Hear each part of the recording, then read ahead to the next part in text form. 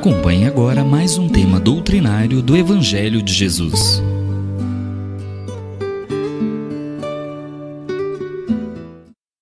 Olá, queridos irmãos, os saúdo com a paz de Deus. Meu nome é Paulo Cesário e hoje nós vamos estar discorrendo sobre o tema da glorificação, graças a Deus. O apóstolo Paulo recomenda que em tudo devemos dar graças. E então, nós teremos uns minutinhos para estar assim tecendo alguns comentários a respeito. Não é isso? Porque parece antagônico. Tá certo que a gente já tem esse hábito de glorificar, de ser grato pelas coisas boas que nos acontecem. Sempre que nós somos indagados por alguma empreitada ou por alguma informação, né, a gente sempre responde glorificando. Como está a saúde do papai? Está bem, graças a Deus.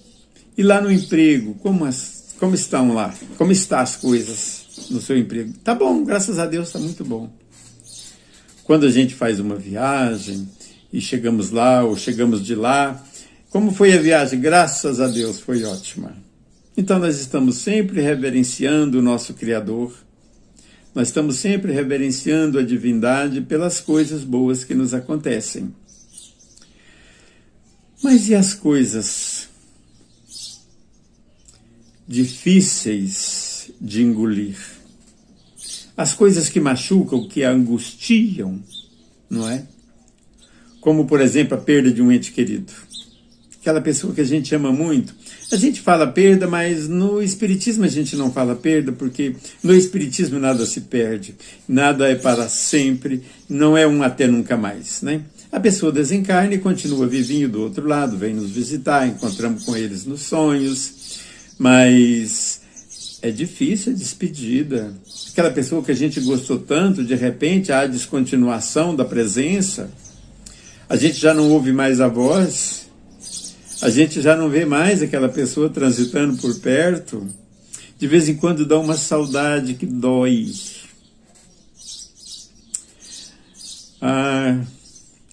Como dói a saudade da pessoa querida. E a gente pode assim, de vez em quando, ficar dando graças a Deus que ele desencarnou? Não é? Às vezes a pessoa está indo tão bem na vida, nos negócios, prosperidade em tudo, família sadia e todo mundo assim, centrado, todo mundo assim no bem, cuidadosos, zelosos com relação às suas responsabilidades, graças a Deus. Eu nem mereço a família que tenho. Mas de repente tem algumas, ou que chegam, ou mesmo que vem para nós, né? Encarna no nosso meio alguém de temperamento difícil e que às vezes a gente fala assim, já tem até um outro ditado, ao invés de graças a Deus, a pessoa fala assim, aquele abençoado.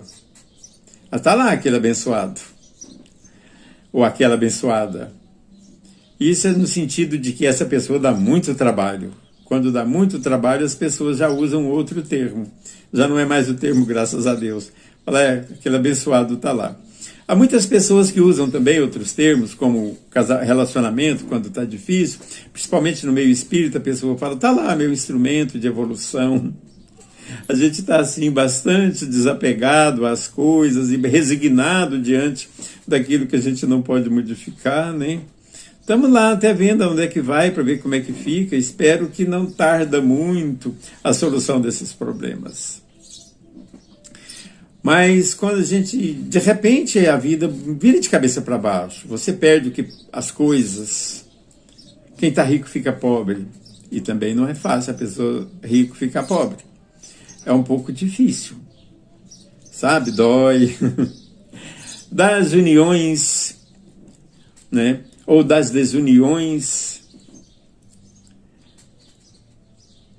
mais ou menos assim, mais de 50% das desuniões são levadas por mudança de padrão de vida. Mudou a coisa, perde o encantamento, vem as dificuldades, e aí não sabe administrar a dificuldade. Porque com dinheiro, né, com o poder, com a fama, as coisas são facilitadas. Há muitas pessoas que estão na companhia de alguém, não por ela em si, mas pelo que ela propicia. Às vezes valores, né, valor no sentido financeiro, né, pelo que possui, pela fama que tem, pela proteção que oferece. Mas quando essas coisas saem, que só sobrou a pessoa, e agora, o que eu faço com isso? Eu não estava preparado para viver com ele sem as coisas que ele tinha. Ele, eu falo assim, o outro, né? A outra pessoa. Agora, desse jeito, eu não sei agora o que fazer. Até então não tinha pensado nisso. Às vezes a pessoa está assim, indo em mil amores, a vida está maravilhosa, está sorrindo, está pródiga. E de repente há uma alteração e que a outra pessoa que ficou prejudicada, fragilizada, as coisas que aconteceu, pode trazer assim um entristecimento para aquela pessoa em ver afastar de si aquilo que ele julgava seguro. Outro dia eu estava ouvindo umas músicas do Barrerito, da dupla, do trio, né, trio Parada Dura. E ele falando, né, sobre o acidente dele na música, falando para onde que tinha ido os passos dele. E ele agradecendo pela cadeira de roda, mas a gente sentia dor na música, sabe? A gente sentia, assim, uma profunda tristeza. Eu, pelo menos, captei isso. Não sei se todo mundo captou, né? E aquela coisa, assim, parece que ele falando da dor dele, do abandono, de estar sozinho, né, que sobrou para ele uma cadeira amiga, e aquela coisa que mudou tudo, para quem tinha, assim, multidões, e locomovia, ia para onde queria. Quando mudou, que ficou sozinho, houve separação também da sua dupla lá, do seu trio, e aí eu senti nas músicas dele, assim, parece que abandono, né? Ele falando assim, olha onde eu estou, aonde eu fui parar, como que eu estou aqui agora. Então a vida da gente muda, e muda assim significativamente, de repente. De repente. A coisa vai indo e desgringola. Esse termo desgringola aí é o termo que a minha mãe usava. Minha mãe falava assim, tá desgringolando tudo. Não sei o que significa desgringolar, mas significa que a coisa está desarrumando. Então a gente vê assim, olha, mas como dar graças a Deus por coisas tristes que acontecem, não é? Tem hora que a gente olha e fala, gente, mas se não for analisado, a gente vai ver isso, né? A nossa palestra hoje ela é dividida em blocos, né? Blocos 1, 2 e 3. Então a gente vai ver no bloco 2 aí alguma coisa a respeito da visão espírita dessas coisas, né? Mas hoje nós estamos diante de circunstâncias que dá para a gente parar e pensar e falar assim, olha, parece que tem alguma coisa errada. O apóstolo fala, em tudo dai graças. E aí de repente a gente fala, mas tudo? Tudo? Ué, como que faz, né?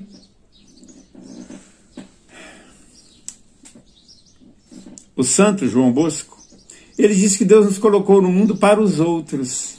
Engraçado, né? A gente está colocado no mundo para os outros, pelos outros, com os outros.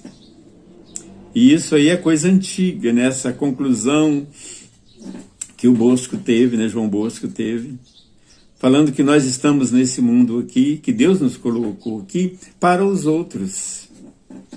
E ele fala também que nós devemos de ser assim, com relação para Deus, devemos ser como os pássaros, que eles estão naqueles galhos que está frágil e continua cantando, porque eles sabem que eles têm asas. Então, e nós agora? Como é que fica? Nós estamos diante da vida, e diante da vida nós estamos agora experimentando e experienciando coisas agradáveis e desagradáveis. Fica às vezes assim uma pergunta, né? Glorificar a tudo, dar graças a Deus a tudo. Nós vamos voltar no próximo bloco e nós vamos ficar aqui agora, né, com um momentinho de reflexão. É um intervalo pequeno, Voltaremos daqui a pouquinho. Deus é invisível, mas sua presença é evidente nas várias expressões do dinamismo da vida. No sangue que corre em nossas veias, no oxigênio que respiramos, no sol que dardeja ouro sobre a terra, possibilitando a vida. O observador atento não enxerga só com os olhos do corpo. Como disse o poeta ao seu pequeno príncipe, o essencial é invisível aos olhos, porque os olhos são extremamente limitados. Os filósofos, os poetas, os artistas, os profetas e, por que não, os cientistas, veem mais com a alma que com os olhos. Para enxergar, bastam os olhos. Mas para ver, é preciso um sentido a mais. Pense nisso e experimente sentir Deus.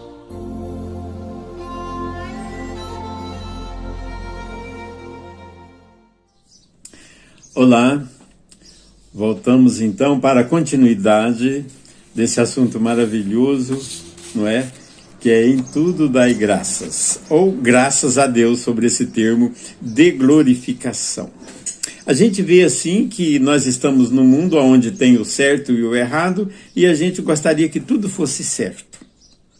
E às vezes nós pensamos que nós estamos certos e que as outras pessoas estão erradas, se pensarem diferente de nós.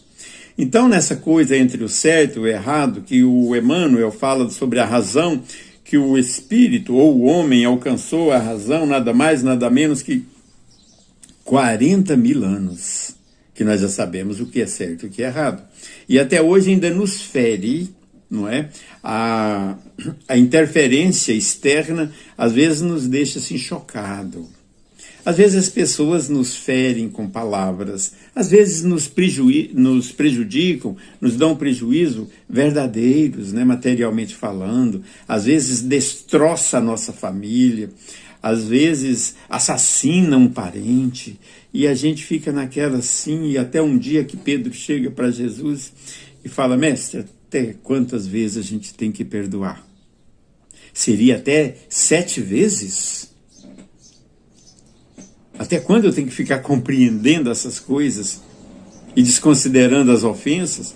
E Jesus fala: ah, meu garoto, Pedro, eu não digo 7 vezes, mas eu digo 70 vezes 7 vezes. Isso eu estou falando com as minhas palavras, né? Isso aí é o contexto que está escrito. Vejamos, meus queridos, é uma recomendação para um perdão contínuo. Isso está no Evangelho, capítulo 10. Olha, perdoar não só 7 vezes, mas quantas vezes forem preciso. Segundo ainda André Luiz, ele tem uma colocação muito maravilhosa, que ele diz que o perdão pode ser considerado como uma luz que o ofendido acende no caminho do ofensor. Olha que maravilhoso, que educação pelas atitudes, pelos atos. Porque a gente sabe que a vida é feita de direitos e deveres. E se todo mundo cumprisse os deveres, ninguém precisaria reclamar os direitos. Mas assim nós estamos enganados, trapaceados. Muitas das vezes as pessoas vêm com uma palavra tão bonita e por trás daquilo ali, do que eles mostram, existe uma má intenção. Existe um golpe. Eu ainda me lembro que tinha uma expressão, não sei aonde, que a pessoa falava: olha o golpe. Então, há muitas vezes tem uma armadilha e a gente não consegue ver. Aquele que está arquitetando aquela armadilha, ele pensa que ninguém está vendo. Mas existe um mundo espiritual atento. Tudo, muitas das vezes, né? A gente fala tudo, mas depois a gente volta e fala muitas das vezes. A nossa intenção, ou aquilo que fazemos, as nossas ações, não é entre nós e a pessoa, mas é entre nós e Deus, que vê tudo e sabe tudo que nós fazemos, sabe das nossas limitações, das nossas necessidades, e deixa a gente aqui. Às vezes a gente fica imaginando, mas por que Deus não colocou a gente no céu? Eu acho até que Deus fez muito mais do que isso e muito melhor do que isso. antecipando até esse grito nosso de socorro celestial, Deus colocou foi o céu dentro de nós. E a pessoa fica imaginando assim, não, eu tenho um inferno aqui dentro. Não, não tem, você tem um céu. O seu céu pode estar descuidado, mal, né? Não está tendo zelo, está crescendo espinho, ervas daninhas nos jardins do seu céu. Então, o que seria o perdão, quantas vezes necessário for? Primeiro é preciso que haja compreensão, porque esquecer a ofensa, ninguém esquece. Aí seria até um problema, né, patológico, né? Um Alzheimer.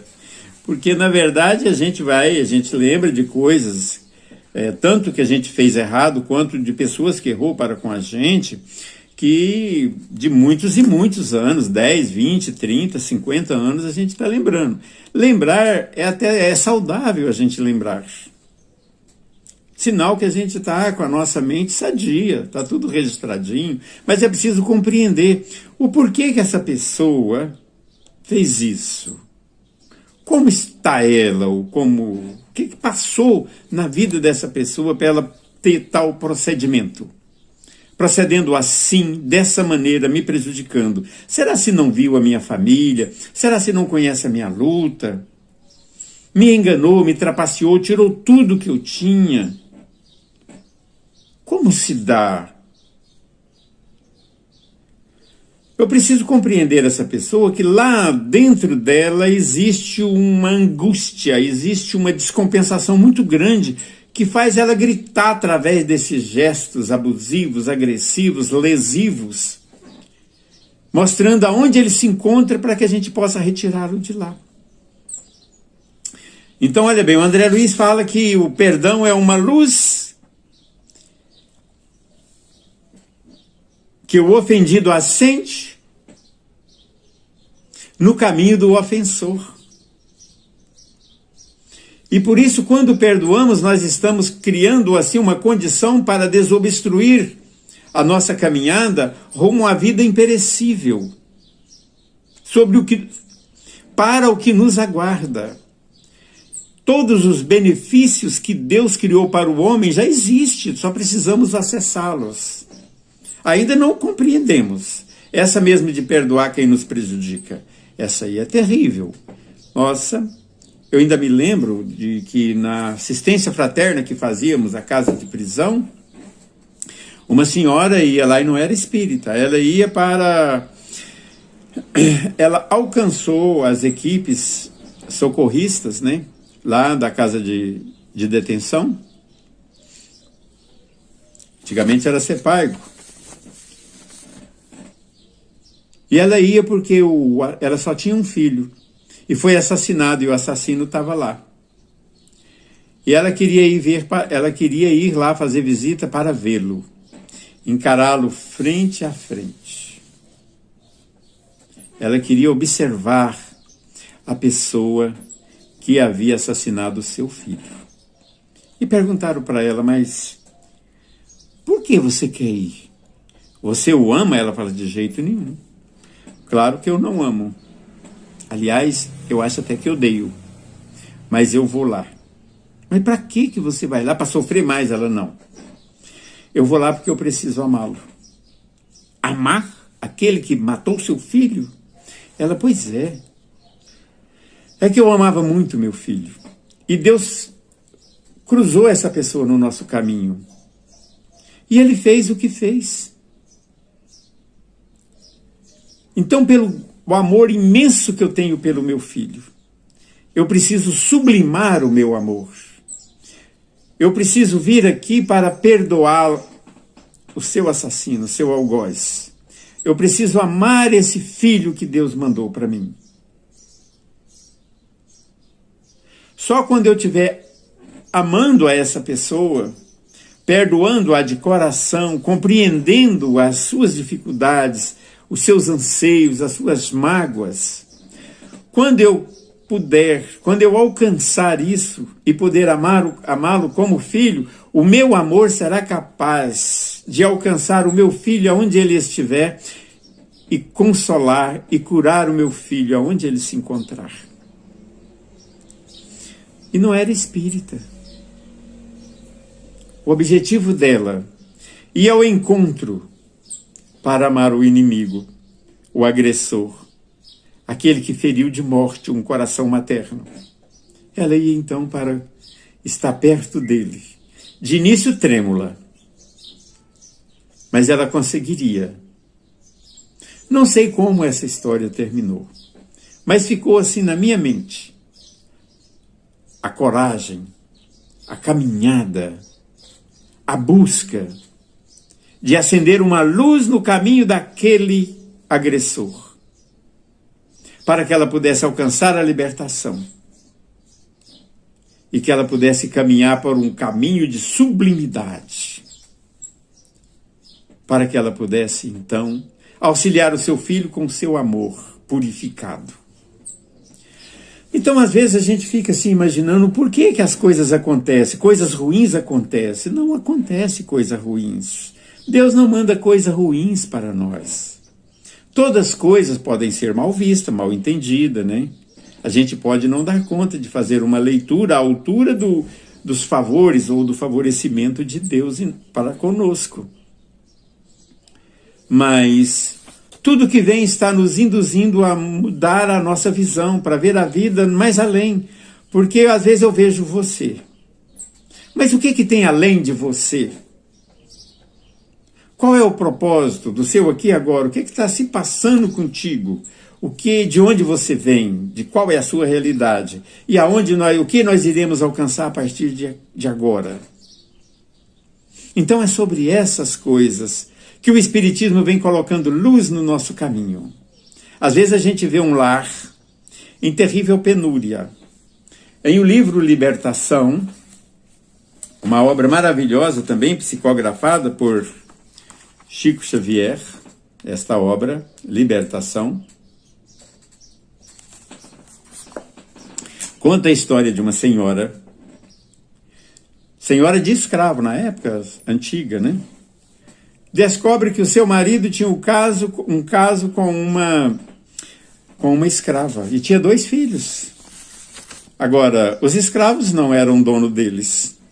As escravas não eram também, eram submissas, era o que eles quisessem que ela fosse ou que ela fizesse.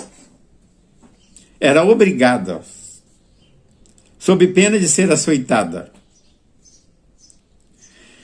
Então, 2 filhos. E ela, como mulher, deveria ter compreendido a situação da escrava.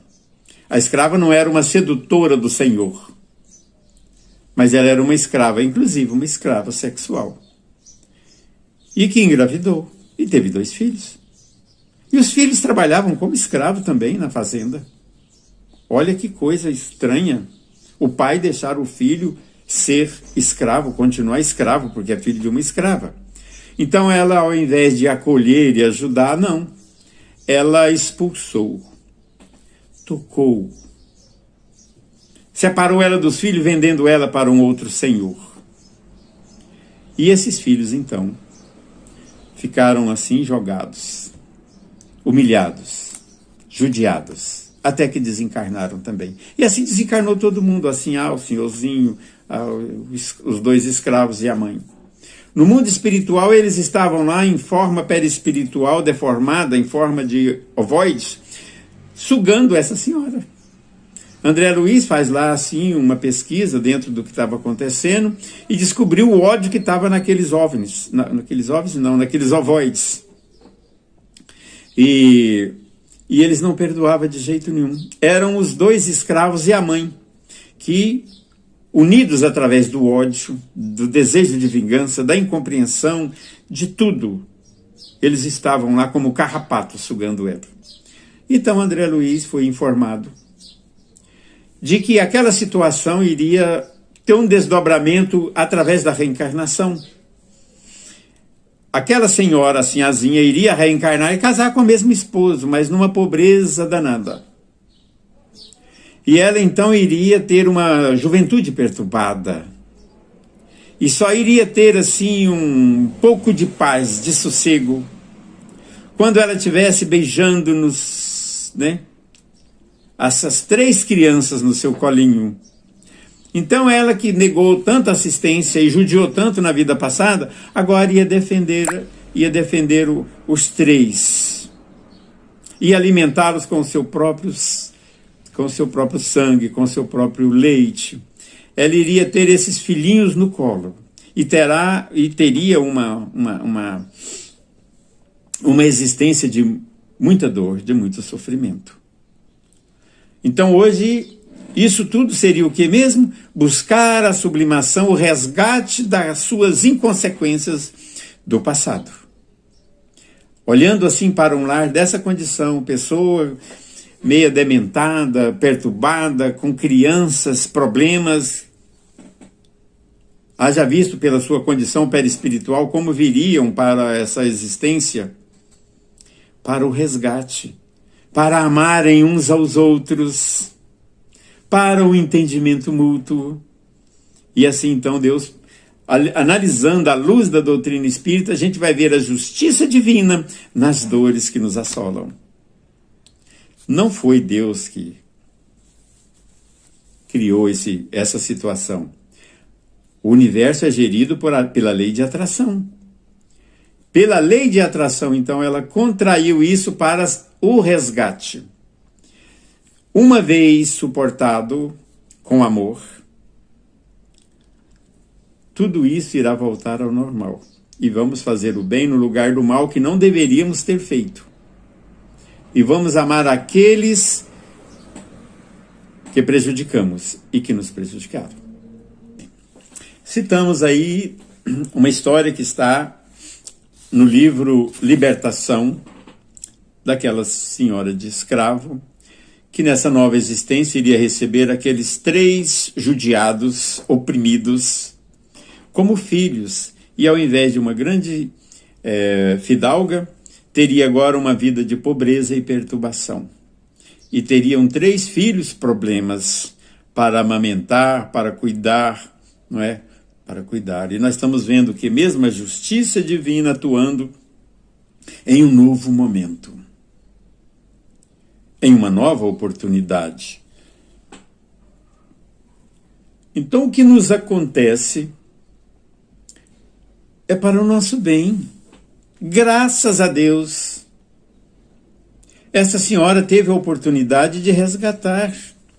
E olha que como é algo assim extraordinário, em O Livro dos Espíritos, na questão 977, fala assim que a pessoa a quem prejudicamos, prejudicado e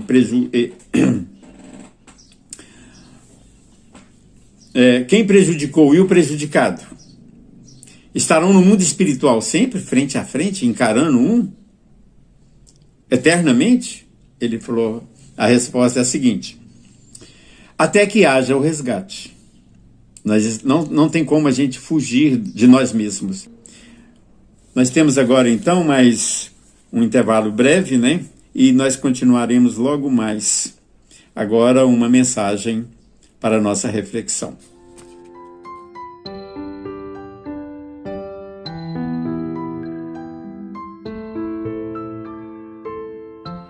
Quando dedicamos as nossas horas na convivência salutar com os familiares, estamos bem aproveitando a vida. Quando fazemos exercícios, nos distraímos no lazer, na descontração saudável, estamos dando valor à vida. Quando estudamos, trabalhamos, passeamos, sem nos intoxicar com drogas e excessos de toda ordem, estamos aproveitando de forma inteligente as nossas existências. Quando realmente gostamos de alguma coisa, fazemos esforços para preservá-la. Assim também é com relação à vida. E não nos iludamos de que a estamos aproveitando acabando com ela. Se você é partidário dessa ideia, vale a pena repensar com seriedade em que consiste o aproveitamento da vida. E se você acha que os vícios lhe pouparão a existência, visite alguém que está se despedindo dela, graças a um câncer de pulmão provocado pelo cigarro. Converse com quem entrega suas forças a uma cirrose hepática causada pelos alcoólicos. Ouça um guloso inveterado que se encontra no cárcere da dor por causa dos exageros de mesa. Visite um infeliz que perdeu a liberdade e a saúde para as drogas que lhe consomem lentamente. Vislumbrando a vida por esse prisma, talvez mude o seu conceito sobre aproveitar a vida. A vida é um poema de beleza cujos versos são constituídos de propostas de luz, escritas na partitura da natureza, que lhe exalta a presença em toda parte. Por consequência, a oportunidade da existência física constitui um quadro à parte de encantamento e conquistas, mediante cuja aprendizagem o espírito se embeleza e alcança os altos planos da realidade feliz. Retornando nossa reunião virtual, o tema, graças a Deus. Pois bem, como nós vivemos o universo, todo o universo, é governado pela lei de atração. Tudo aquilo em que sintonizarmos estamos atraindo. O nosso pensamento é um imã poderosíssimo, capaz de nos colocar de encontro com aquilo que nós desejamos. Então, muitas das vezes nós até culpamos a Deus, né? Deus não tem olhado por mim, Deus tem pesado a mão. Mas na verdade não. Olha que quando Deus coloca Jesus no nosso caminho, e Ele vem trazendo assim um jeito de existir tão extraordinário. Jesus é o caminho, é a verdade, é a vida e vida em abundância. Andar, existir nos padrões de Jesus, a vida torna-se suave, leve. Porque o que vai acontecer conosco são coisas que nós requisitamos das leis divinas para tirar de nós aquilo que nos atrapalha e prejudica os outros. Nós estamos aqui nesse mundo fazendo aqui um curso de bondade. Nós estamos aprendendo a viver como humano, nos capacitando aqui, habitante de mundos melhores. Essa é a verdade. Olha o que Jesus disse.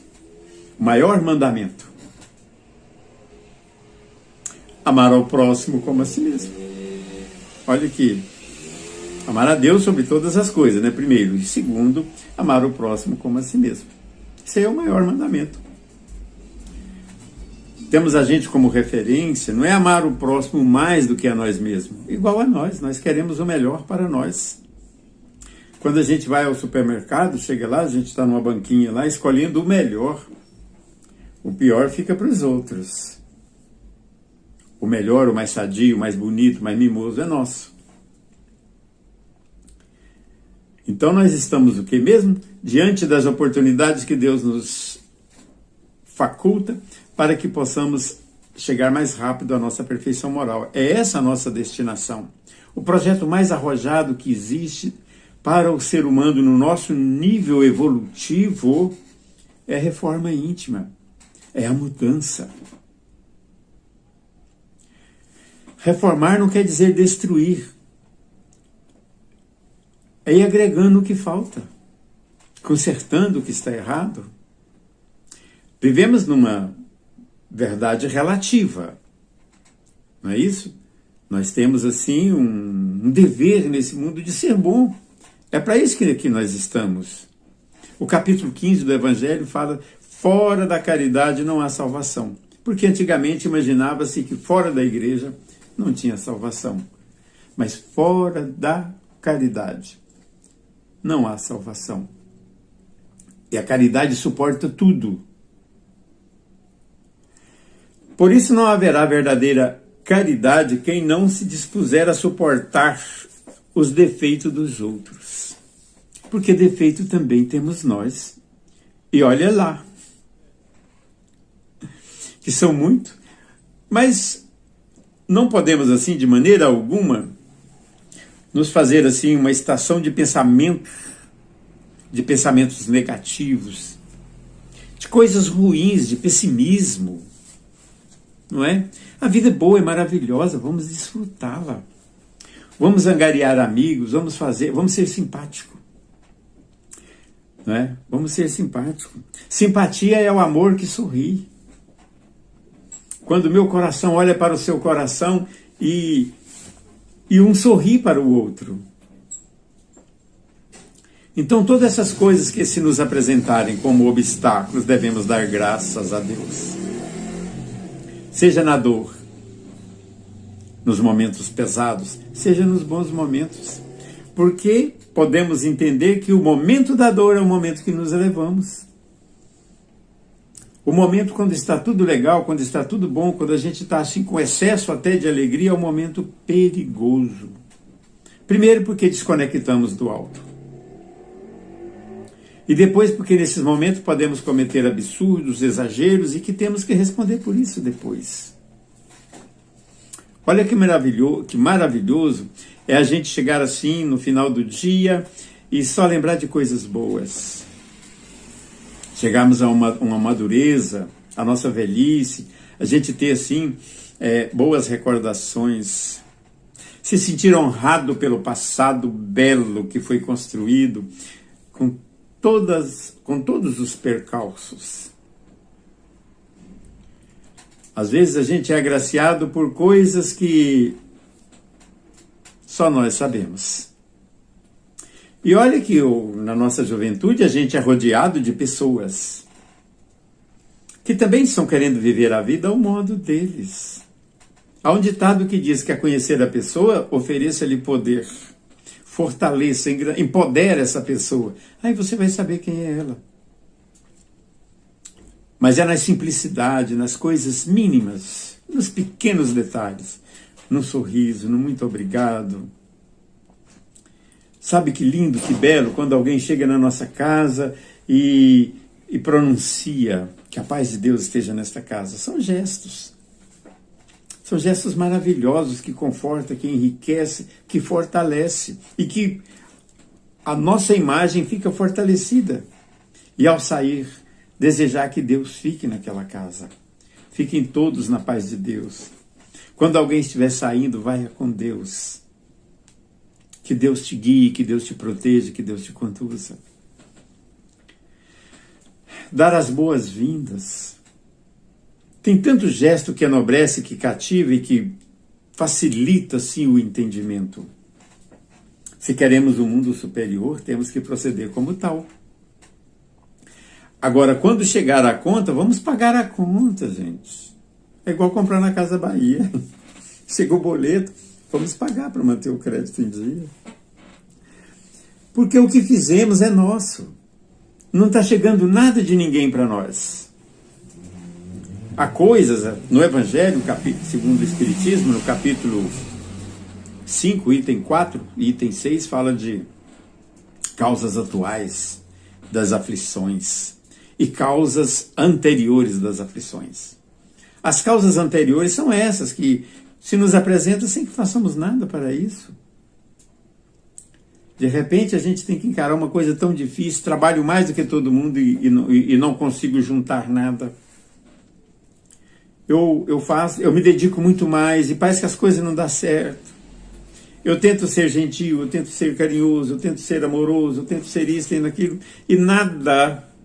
Eu sou sempre assim, encostado, calma. A nossa tarefa é amar. Vamos lembrar do Fernando Pessoa, ele diz assim: amo como amo o amor. Não conheço nenhuma outra razão para amar senão amar.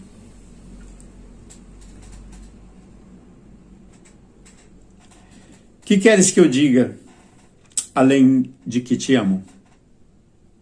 Se o que quero dizer-te é que te amo. O amor, ele é extraordinário e é uma ferramenta divina à nossa disposição. O André Luiz fala tanta coisa bonita, ele diz que o trabalho é o amor que constrói. Ele diz que a filosofia é o amor que pensa. Ele fala que o orgulho é o amor que enlouqueceu. Ele diz também que o sensualismo é o amor que se envenena. Que a vaidade é o amor que se embriaga. Mas ele diz que a razão é o amor que pensa. E a vida é o amor existencial. São muitas coisas que estão assim à nossa disposição, que é só a gente mudar a nossa ótica.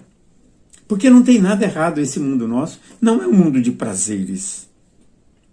Esse aqui é um mundo de provas e de expiações, onde nós somos responsáveis por tudo que fizermos. Diz o Chico Xavier que tudo que fizermos